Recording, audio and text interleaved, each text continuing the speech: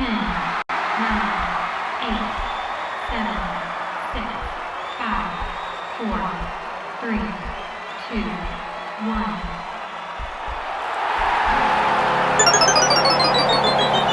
Game over. Welcome to Game Over Montreal. It's the same thing as always. It's another Montreal Canadiens loss. You know the words.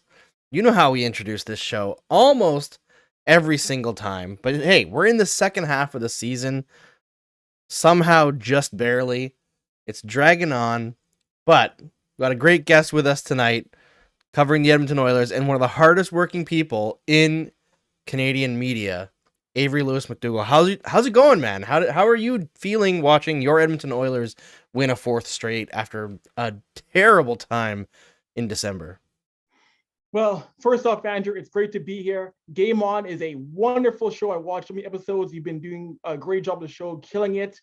But to see Edmonton win 4 straight games now, it's good because we saw the tailspin this franchise was in for a very long time. So it appears they're rebounding to an extent, which is great to see in the Western Conference race for a playoff spot, Andrew. Yeah, and they need to make the playoffs. This is a team that doesn't exactly have any excuses at this point in time, and you can't miss the playoffs again with McDavid and Draisaitl playing this well. Like, it's just not gonna sit well with fans, not gonna sit well with the players. I feel like if they do end up missing this year, which I don't think they will. But if they do, I don't know about McDavid because he's such a company guy, but I feel like Draisaitl might be like, I'm done. It's like that Jerry Seinfeld gif. I'm out. Yeah, I don't think he'd be done, but I think Draisaitl would be. I think he's the kind of guy who would say, "You better fix this right now or for next season." As I feel he might be, but no. Edmonton has to make the playoffs, and I feel they have to win a playoff series. It can't just be going to the playoffs and once again you're out in 4 or 5 games. You got to win a playoff series or make it to a conference finals for real progress. Because we're in year 7 and year 8 of McDavid and Draisaitl. Teams like other teams before we've had 2 young stars have had so much more success than Edmonton. But Edmonton in the past few years keeps fumbling these 2, which to me is just bizarre. And I've said it before on my shows, I said before on other outlets that if this team doesn't make the playoffs or get past the first round, clean house. Clean out Bob Nicholson, Ken Holland, and Dave Tippett. Start fresh. Yeah, you basically have no choice in that situation. But we'll stay positive on Edmonton for now. We're going to talk about Evander Kane at some point here, but we got to talk about the Montreal Canadiens. Less positives to take from that one, and we got a request from Twitter during the game from someone saying, "Can we talk about Sam Montembeault, who seems to either put out what appears to be his best performance of his life?" Or something like tonight where he allows, I think it was 6 goals on 15 shots. Yeah. And it's really tough to put it all on the goaltending. The goaltending hasn't been great. I know that Montembeault heading in tonight was on a really good streak. But this is kind of what you have to expect from 3rd and 4th string goaltenders, right? They can have great nights, but oftentimes, especially when the team in front of them is not good, when the Canadiens were not good defensively tonight, like really not good defensively, it's going to get away from them. They're like, Carey Price is not playing right now, especially prime Carey Price.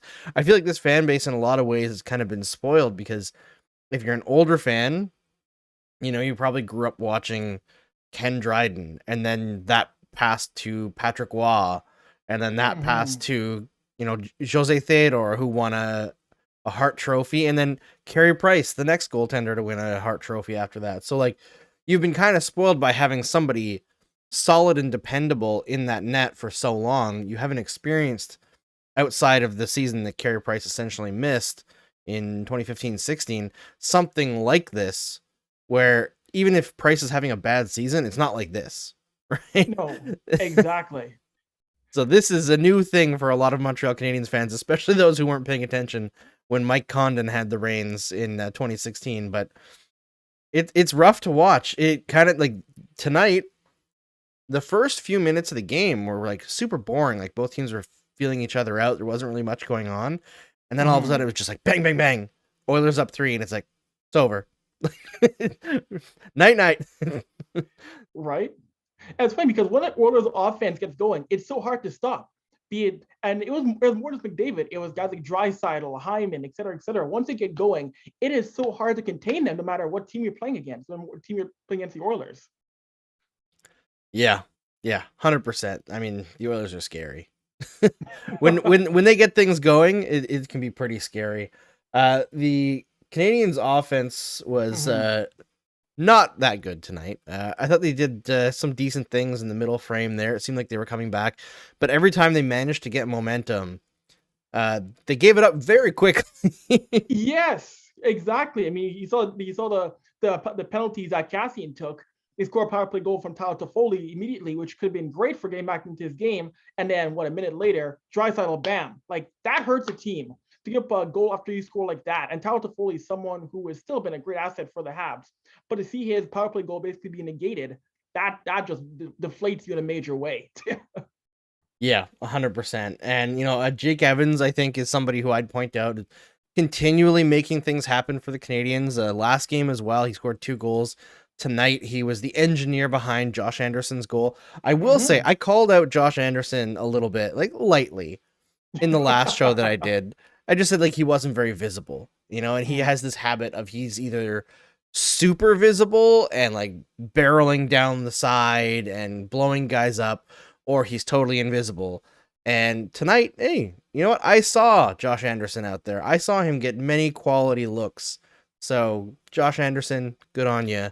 You did some good stuff tonight, even though the team around you did not support you. And, if I'm going to continue to rail off some very light Canadiens positives, I get Michael Pezzetta. He gives a shit. Yeah, he does. He cares. He's trying every possible way to stay on this roster going into next year. And I think that is very valuable. No, it is massive to see his team. And, you mentioned, I think Andrew mentioned this team's record right now, and the Habs have been around for over 100 years, and it still blows me away that this is their worst start to a season in franchise history. For how long this team has been around, like, that to me is mind-blowing, really. Yes, it is. I mean, it's like when I was doing the research on like what they're on pace for, because I think they still have 7 wins, right?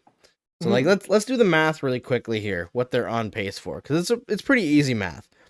The last time I checked, they were on pace for 15 wins. So if they have 7 wins right now out of, this is game 43 times 82, so they're on pace for 13 wins. 13 wins. When it was 15, that was the worst season of, or no, when it was 16, it was the worst season of any non-expansion team since the 1990-91 Quebec Nordiques, who I believe also had 16 wins that season while they were tanking for Eric Lindros. The year before that, the Nordiques had, I think, 11 wins. So now they're the 1989-90 Nordiques.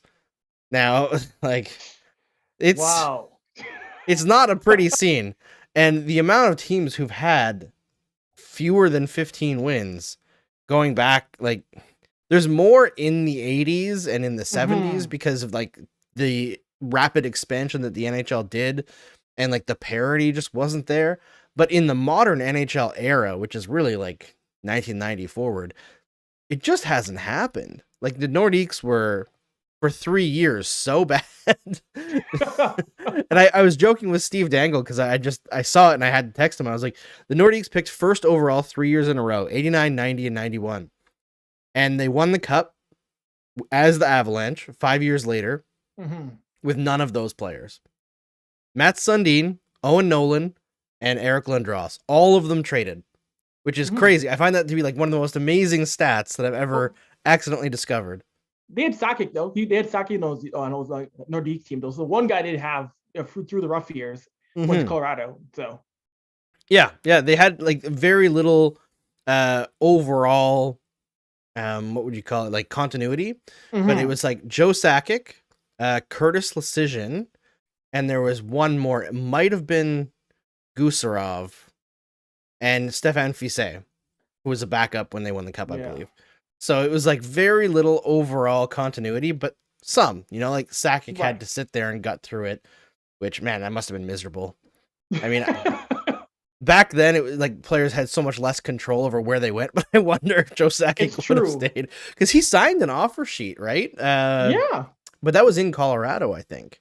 I think he was, yes. He was already, they're already the Avalanche by the time he signed an offer sheet. So that was not a thing with the Nordiques. Yeah, that was a wild time because he signed an offer sheet. Sergei Fedorov signed an offer sheet. You don't see players of that caliber signing offer sheets today. No. Fedorov signed that absolutely wild offer sheet that paid him something like $20 million the first year.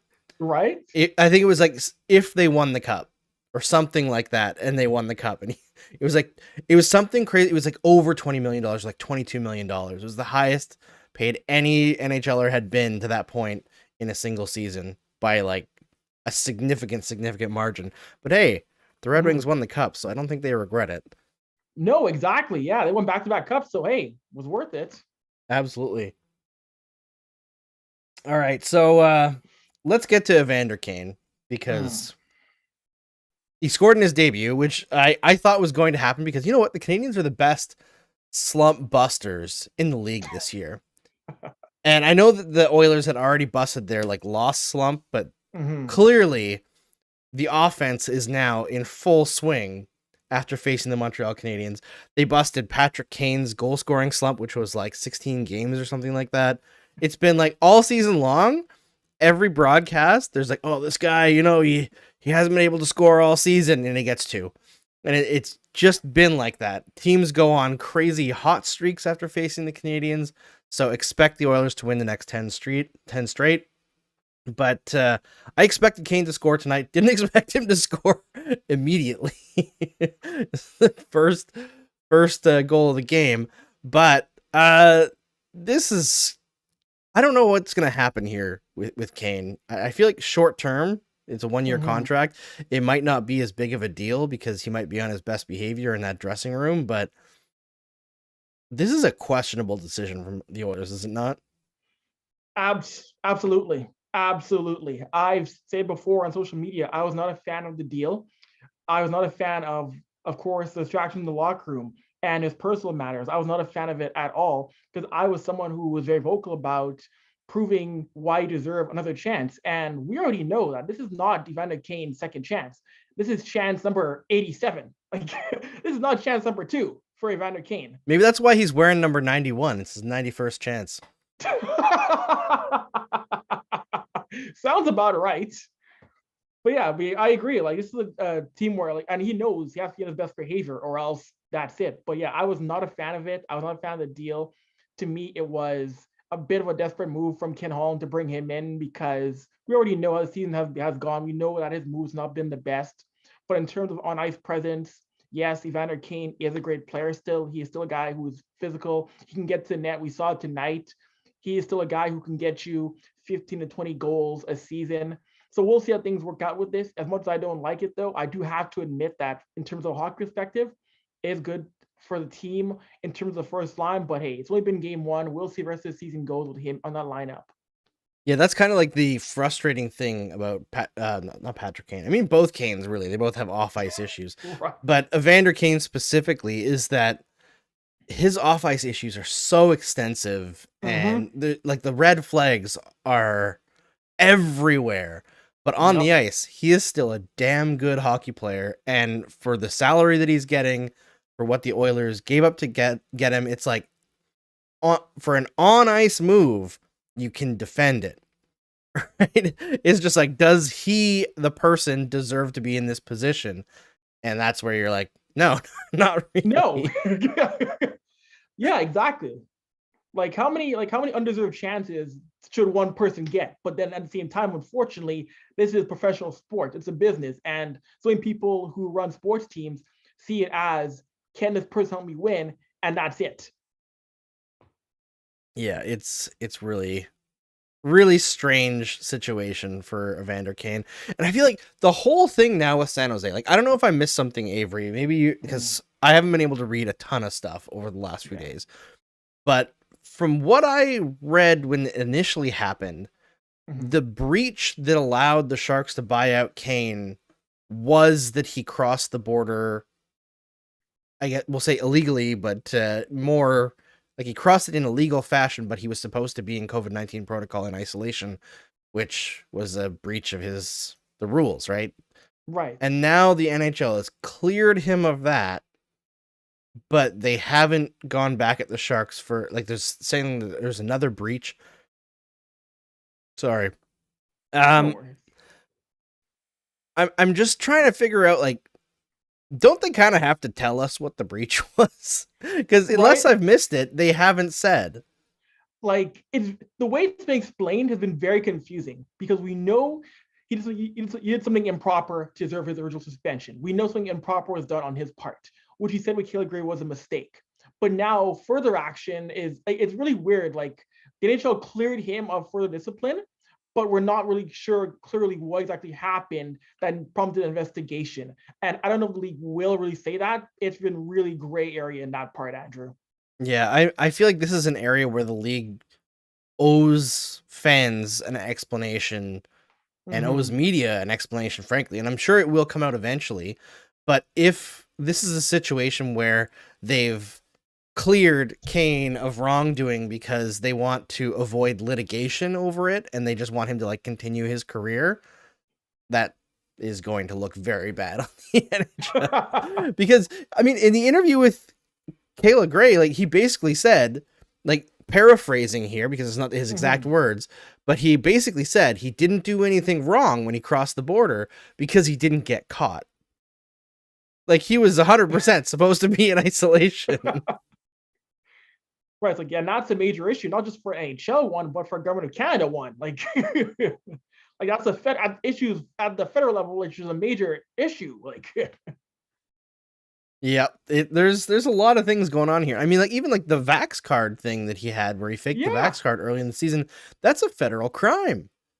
Exactly. Like falsifying medical documents is a federal crime in the United States. So like, there could theoretically be charges laid against him for that. Like the FBI could technically lay charges against him. So like, there's a lot of stuff going on with Evander Kane. Like it's like a mountain of crap. And I just don't know how he goes through life and shrugs everything off and be like, yeah, that's everybody else's problem. It's not me. He's like that meme that goes around TikTok. Like, am I the drama?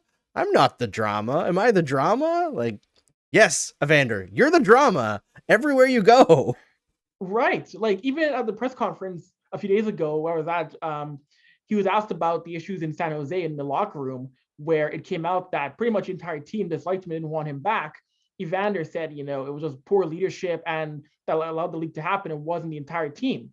But that's not what the masses heard. That's not what many of us heard, that so many players were against him. Like we wouldn't have heard that if there wasn't the most of the team. Like I just thought it was so odd. And then he mentioned how a coach wanted to fight him, a coach of your sheriff wanted to fight him. It's like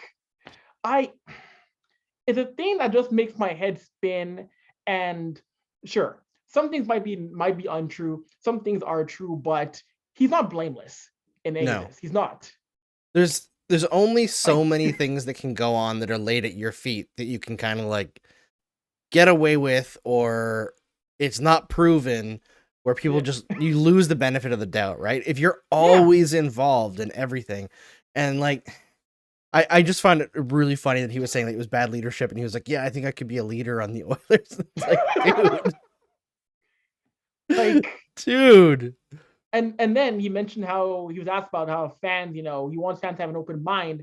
It's not on the fans to have an open mind. You have to prove to them that. Like, you can't say to the fans to have an open mind. You have to prove to them that you're going to change. Like, yeah, 100%. Got a question on the stream chat here. Was this game that close besides the score? No. In the first period, the Oilers absolutely dominated the shot clock. I think the Canadiens only had 3 shots by the end of the period, and it was 3-0. And at that point, like the Canadiens didn't fold in the second period. Like they played all right, but I think a lot of that was score effects, and it just led to the shot count being relatively even. So like the Oilers kind of took their foot off the gas pedal, and then every time they tried to score, they did. Yeah, no, exactly. Yeah, it was in the second period for the first little bit. Yeah, they did relax a little bit, but then it turned it back on. And Edmonton again, I love the fact that they are getting scoring from the second and third line. That's the thing that elite teams find a way to do. And something that Edmonton had struggled early on this year was getting scoring beyond Draisaitl and McDavid, and they got a bit more of that tonight, which I loved. Yeah, I mean, for the Oilers, this is a big game to build on moving forward. I think the only thing that really was missing was McDavid having a standout performance, and it was Draisaitl leading the way tonight, which is fine. But I think you want to get McDavid going and getting hot, and he's kind of been like not great over the last stretch here, which is weird to say. I mean, not great for McDavid is like, oh, he's only a point per game. It's true. Like an average McDavid season or an average stretch for Connor McDavid is elite for anybody else. Because remember, when this season, like what, 2-3 months ago, he was on pace for a season of over 140 points. In the modern NHL, a player getting over 140 points is ludicrous. It doesn't happen. Yep. Yeah, I got a friend texting me saying that Corey Perry just scored his 12th goal. You can't make this shit up. Corey Perry outscoring everybody on the Montreal Canadiens. Like the memes that you could make from this season, it is unfathomable what has happened here.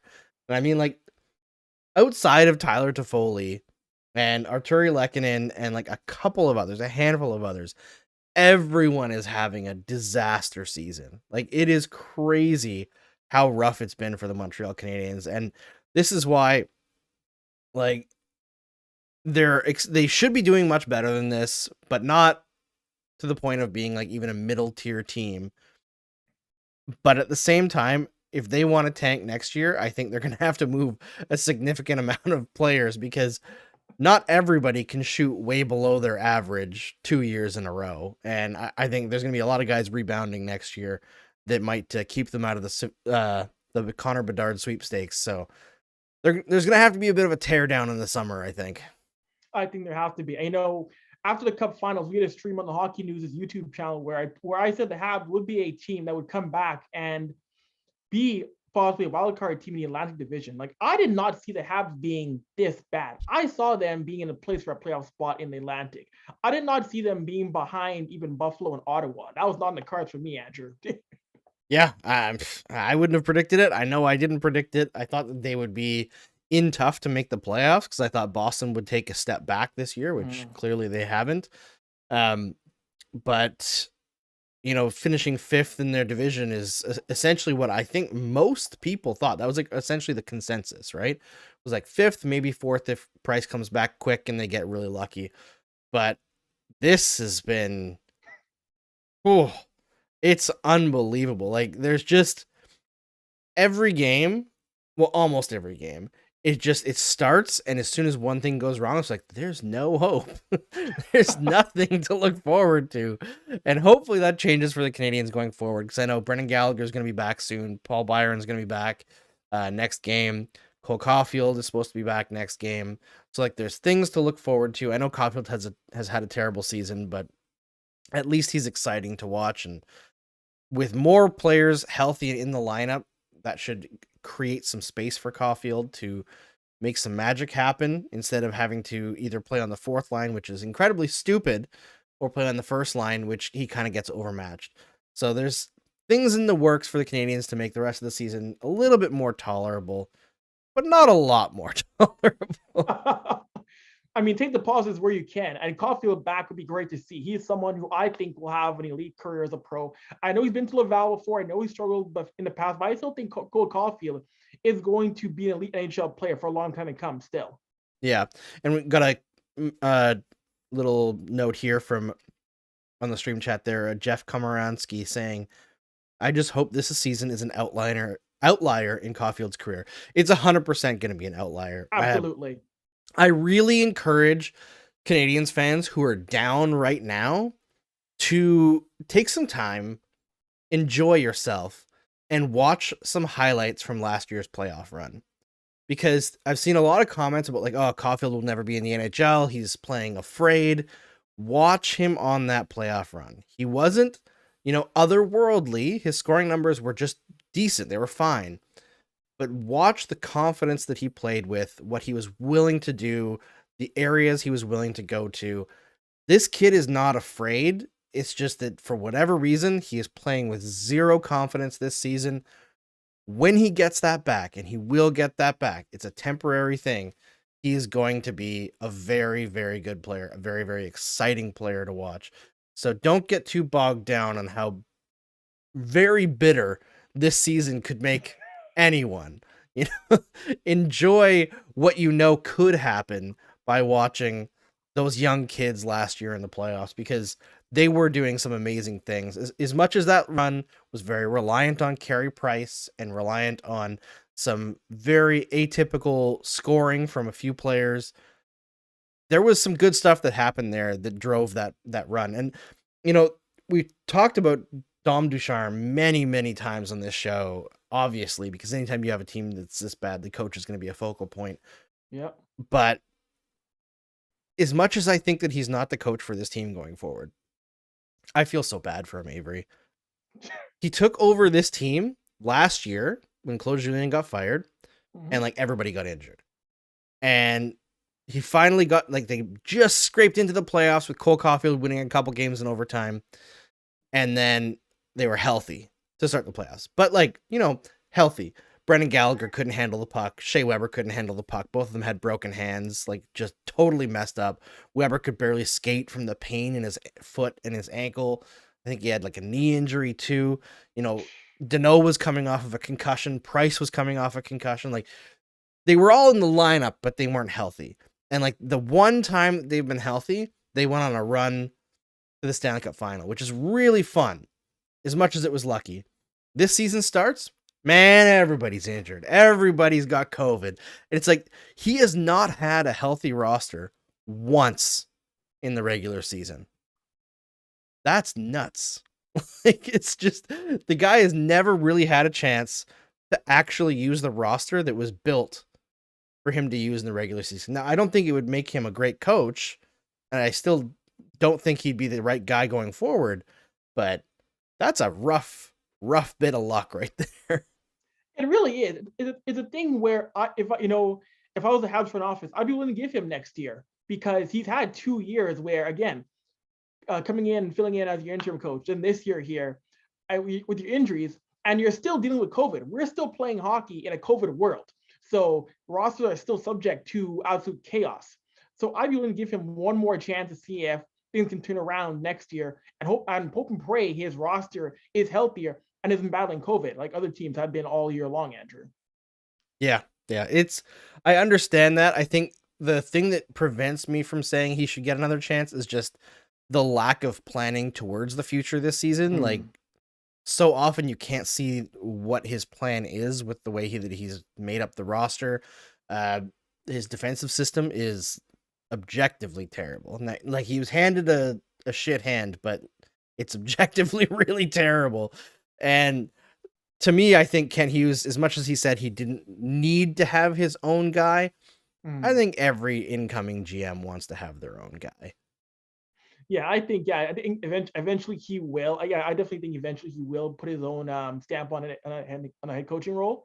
Although who will it be? I really don't know who could replace Ducharme as head coach. I really don't know about who will replace him, Andrew.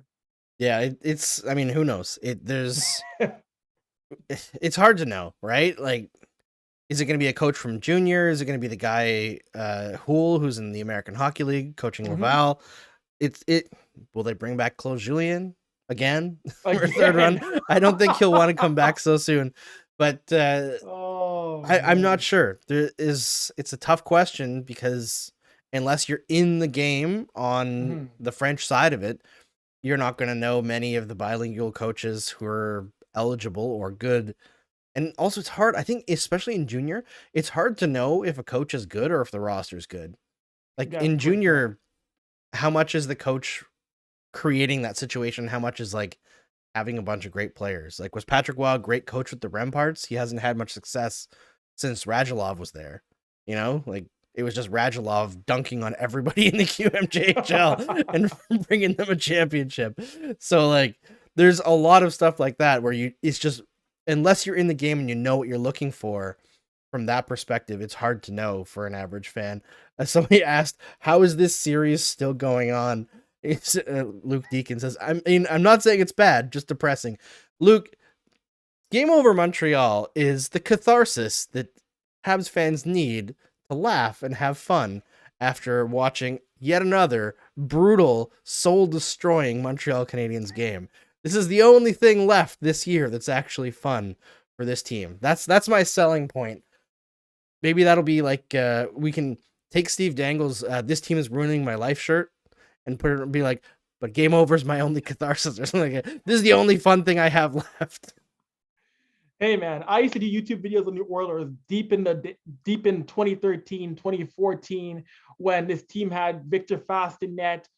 This team had Nikolai Havy-Bulin. This team was struggling. I did videos when the Oilers had James Jacques in the first line, so I know what it's like. Oh man, JF Jacques, that takes me back. I was actually kind of participating in some Oilers like walk down memory lane on Twitter last night. Black Dog Pat was talking about how, and him and Oilers Payne Weibo were talking about the series from 1997, and I vividly remember that series because, like, when I was growing up, my dad was an Oilers fan, and I lived in Alberta. Well, I get 97. I was still in Moose Jaw, Saskatchewan, but after that, in 98, we moved to Alberta. And growing up in Moose Jaw, I got to grow up watching Ryan Smith play for the Moose Jaw Warriors. So watching him that year, that's the year that he scored 39 in Edmonton, like his best year of his career, and him like dominating the playoffs, it was like etched in my mind because he was like my favorite player for the Warriors. All of a sudden went to the Oilers and was amazing. But yeah, some of those Oilers teams that were competing in that like Wild West era of no salary cap when Peter Pocklington still owned the team and their salary for the team was like $13 million, facing teams paying $30 or $27 million a year for their team. Those were fun teams, even though they really had no hope. So there's things to enjoy even when you're not necessarily a competitive team. No, exactly. I agree. You mentioned those teams. I remember like Edmonton, yeah, they would lose to Dallas every year. I mean, they won the one series 97. Yeah, they would lose every year in 5 or 6 games, but they would dominate physically. They would wear the Stars down every single game. And Mike Madonna told me himself that the Oilers beat him down so much he lost 2 cups. He said because after that series, that team was beaten down against Edmonton. Like they were done. They were worn out. Yeah, I find that super fun. Like looking back on it, and yeah, that I loved as much as the clutch and grab era was terrible. The playoff rivalries of that era, like Oilers Stars, was an absolute war, and almost every year, I think it was like 6 out of 7 years they faced each other in the first round. You know, Colorado, Detroit, absolute mayhem. You know, like great rivalries developed, and I just want to see the playoffs now. I'd like to skip the rest of the season and just go to the playoffs. I'm ready. A bit of news just dropped thanks to 22 Paper Dolls for posting it in the stream chat, because obviously I can't really check Twitter while I'm doing this. Carey Price is talking tomorrow at 6:15 p.m. So that's before the game, because the Canadiens play tomorrow as well. And he's talking at 6:15 p.m. I'm assuming because he skated this morning, he's probably just going to put a bit of a timeline on when he's going to come back and maybe give some clarity to his injury, because there's been more and more calls for Price to give some, not necessarily Price, but like the team itself to give some clarity on what's going on there, because he had arthroscopic knee surgery, I believe, on his meniscus in the off season, and he was supposed to be back within 2 months, I believe is what the recovery time was. And that's been much longer than that. And part of that's been the delay because he went into the league's player assistance program for a bit and he wasn't able to do his rehab. And then because of COVID, his rehab got shut down. And the Canadiens said that he had to start his rehab over from the beginning. But my understanding of that wasn't that he had to start the physical rehab as if he'd just gotten the surgery. It was that he had to start the protocols over and go through the steps again. Come back. So it could be that Price is close. That would be something to look forward to for the Montreal Canadiens. I think there was something else here too. David Savard is out for 8 weeks. I mean, wow. David Savard he's been on the struggle bus all season. And I don't know if that's necessarily a big deal for the Montreal Canadiens at this point. That's still about either way. To lose a guy for 8 weeks, that's still tough, no matter how he's played in this season. Yeah, I mean, I guess that would mean maybe more opportunities for Sami Niku, who kind of deserves some more opportunities. So interesting to see. I do wonder. Yeah, somebody's saying like that's too bad for the tank. I feel so bad for Savard. I stumbled across something while doing some background research the other day.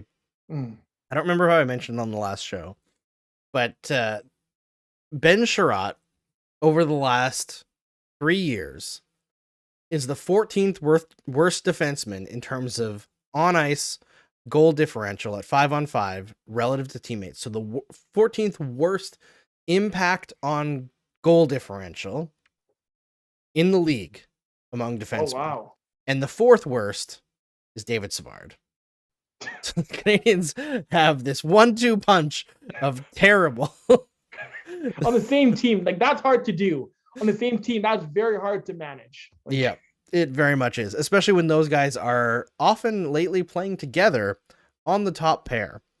So if you're wondering why the Canadiens get outscored by a lot, that's why. Wow. All right. Before we wrap things up, I have to encourage everyone to go to the SDPN shop. Check out some SDPN merch, especially Game Over merch, because, support the show. It's a good thing to do. Check out the SDPN app as well. You can listen to this show on the SDPN app as well. Like, you can stream the podcast. You can stream the YouTube video as well if you want to watch. And you can, unlike on the YouTube app, you can shrink the video into the corner of your phone and do other stuff on your phone. The YouTube app allows you doesn't allow you to do that, but the SDPN app does allow you to do that with the YouTube video. Very unique. Check it out.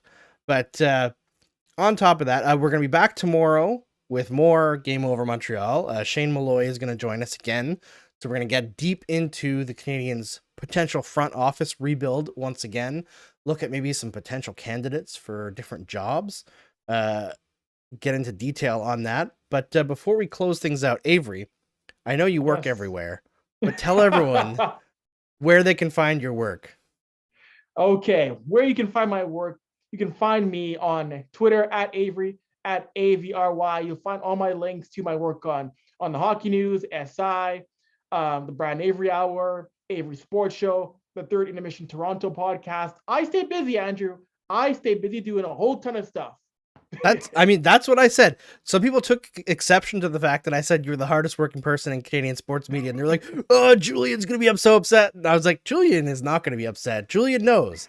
Avry is a hustler. He does all sorts of stuff, covers multiple sports. Like, for people who don't know, Avry is a machine. He is more machine than man, but still a great man. And look, he rocks a fedora in 2022. He's the man. You got to check him out. So go follow Avry, get some amazing Oilers content, and he'll cover you in every sport you can think of. That is true. That is very true. From basketball to hockey, rugby league. Hey, I even covered rodeo before, Andrew. I covered rodeo. Yeah, I mean, even when I first heard of you, like when I started like watching your Avry Sports Show, I was looking through and I was like, how does this guy get these incredible interviews? And you were interviewing people like way high up and like incredible guests. And I was like, this is the hardest working man in this business. He just finds a way. Avry finds a way. There, you can put that on your merch, Avry. Avry finds a way. I can. Yes. Thank you, Andrew. I appreciate that, buddy. All right. Thanks so much for joining me here today. And thanks everyone for logging on and watching the show. As I've been saying on every episode lately, if you're still watching this show in this terrible season where there's nothing really fun about this team, you're such a hardcore, and I love you to death.